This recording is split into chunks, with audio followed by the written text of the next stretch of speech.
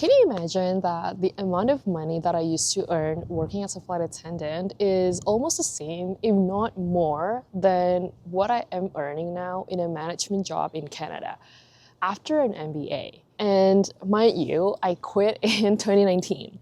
So that is why in today's video, I want to talk about how much I used to earn working as a flight attendant with Singapore Airlines. Hey friends, welcome back to the channel. My name is Febby, and on this channel, I share stories and lessons from a non-linear life journey to help you navigate yours and feel less alone in the process. For those of you who don't know, I used to work as a flight attendant with Singapore Airlines from 2015 to 2019. So it was a little over 4 years before I decided to leave that and quit that job and move to Canada to pursue my MBA. I want to start off with dividing or laying out the pay structure. So I bucketized into two components. We have the fixed components and the variable components. Under the fixed components, we have 4 different buckets. The first one is the base salary. The second one is the transport allowance. The third one is a laundry allowance. And then the last one is the winter wear allowance, which is a once every 2 years thing, but it falls under the fixed components. So I'm just going to bucketize it here. And then the second component is the variable components.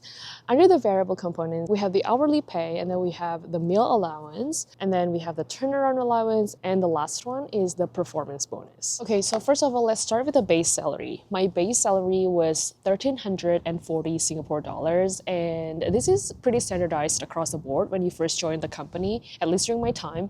However, there is one nuance here that I thought I would mention. So one thing that I'd like to mention here is that for foreigners, because I'm not Singaporean, for foreigners, you'll have to have a bachelor degree in order for you to apply to the company. Whereas for Singaporeans, if they have a diploma, they can already apply to the company as a flight attendant. So this is why I wanted to share this with you, because actually there are 2 different pay tiers for the base salary. So if you are a bachelor degree holder versus if you are a diploma holder. However, this only applies to Singaporean as far as I know. So if you're not Singaporean and you are a degree holder, you are going to get paid the same as a Singaporean diploma holder.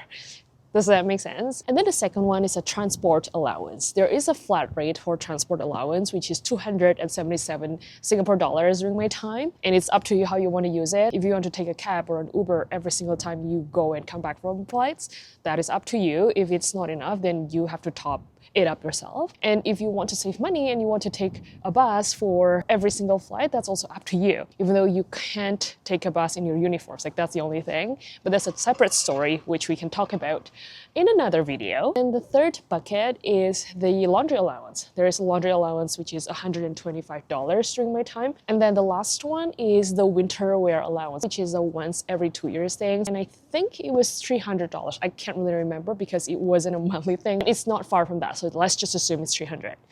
Okay, so that's the fixed components. Now moving on to the variable components. And here's where things got interesting, because I feel like the bulk of the pay actually came from the variable components. So the first one, we have the hourly pay. During my time, it was split into 2 tiers for cabin crew members who just joined the company.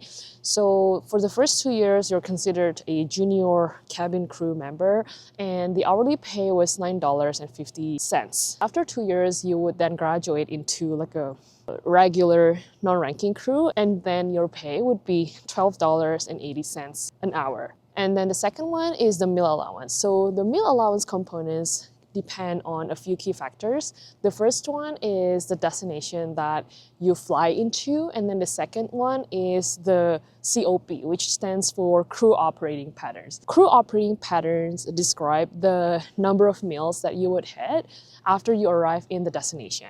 So for example, usually breakfast has the lowest meal allowance rate and dinner has the highest. So if you arrive in the destination after dinner, for example, and then you leave before dinner, that might significantly impact your meal allowance rate all in all because of the number of meals that you quote unquote hit once you arrive in the destination. The second one is the destination itself. So for example, Europe flights or US flights usually have higher meal allowance rates due to the price of meals in the destinations versus like an Indian flight as an example, which I think is pretty self-explanatory.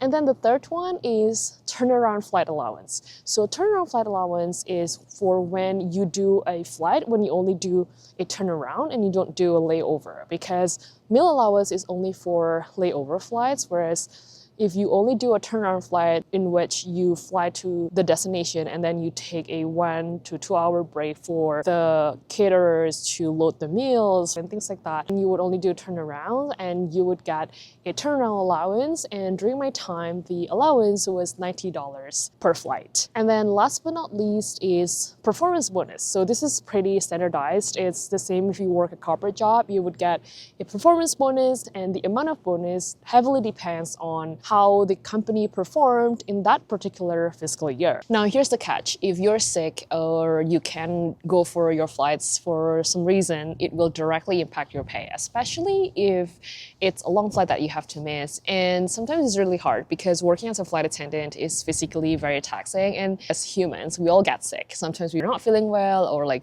things come up in your life, but this is like where the dilemma usually comes from, because then a lot of crews still chooses to fly regardless of their physical or mental health situation, because if they don't fly, then it is going to directly or significantly impact their take-home pay at the end of the day. Now, let's talk about how much I used to make in a month working as a flight attendant. I've talked about all the different pay components and how much each component entails. And so now let's do a rough calculation, and I will give you the tea on how much I used to make. So on average, I used to make around $4,500 to $6,000 and 6,000 Singapore dollars a month.